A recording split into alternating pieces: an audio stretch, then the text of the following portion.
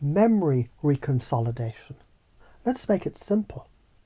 Your brain is basically a paranoid little librarian. Every memory is a locked file in the back room.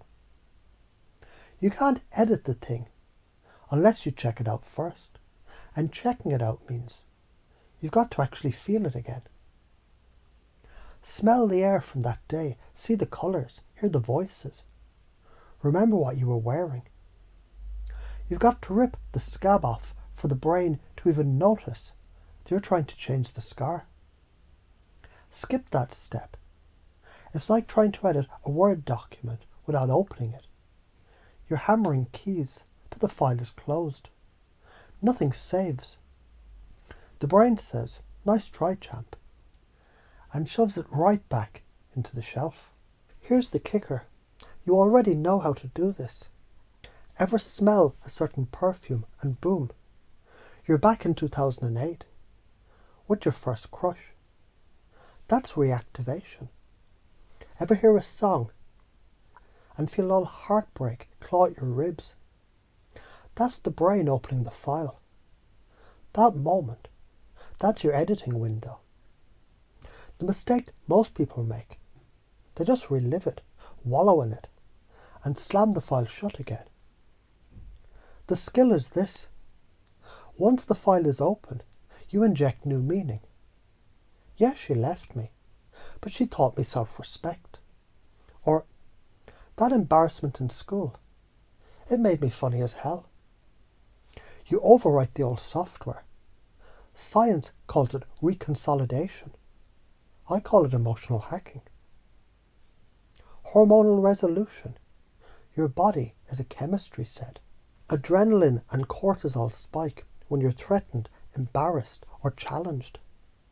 That's your emergency siren. And here's the fun bit. If you just let the spike happen and stop thrashing like a panicked cat, the chemicals flush out faster, like minutes fast. Fight it, bottle it, suppress it. Congratulations, you've just created a chemical hostage situation. Now your body, it's holding on to those hormones for hours, days, even weeks. You stew in them. Your brain thinks, guess we're still in danger, and keeps the tap on. You've already experienced the good version of this. Think of when you had a good cry. Full surrender. You stop fighting it. 10 minutes later, you're lighter. Maybe even laughing. That's hormonal resolution. The bad version. Someone insults you. You replay it for 3 days, imagining better comebacks. That's your re-triggering the spike again and again like a lunatic, and your body's chemistry is paying the price. Now here is where the two meet in bed and make change babies. You can use hormonal resolution with memory reconsolidation. When a memory reactivates, don't resist the emotional spike. Let it rip through you. That flush is part of the file unlocking. And once it's open, you rewrite it. If you fight the feeling, you jam the lock and keep the file in the dusty archive of your subconscious. From a high altitude, this is about self-mastery, about becoming the damn architect of your own emotional reality, instead of the tenant who just puts buckets under the leak. If you run this daily, you're not just fixing the past, you're upgrading the firmware view. On the ground, it's as small as, hear the insult, feel the heat rise, breathe instead of react, find the meaning you want, install that meaning into the open file. Do that one insult at a time, one flashback at a time, and your brain starts rewriting its whole library. Why does this matter? If you don't do this, you're basically letting every shitty moment of your life rent space in your head at full emotional intensity forever.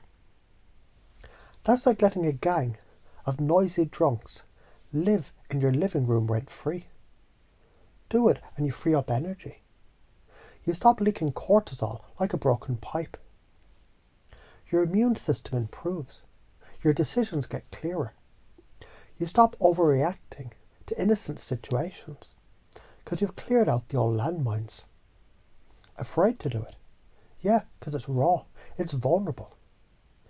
It might feel like if you go into the memory, you'll drown in it. But the truth, you've survived it already. Now, you're just going back in with a toolkit. And here's the truth smack.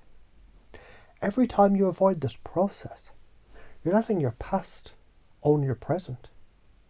You're letting old fear keep today on a leash. Every time you do this, you become the one holding the leash. And if you do it enough, the leash disappears altogether because you've trained the dog. The next time an old pain surfaces, you'll feel it fully, knowing that's the lock clicking open. You'll choose, in that exact window, to rewrite the meaning. You'll ride the hormonal wave like a surfer instead of thrashing like you're drowning. Your nervous system will learn emotion's not danger. Emotion is data. Data you can edit. This will become automatic, natural, effortless.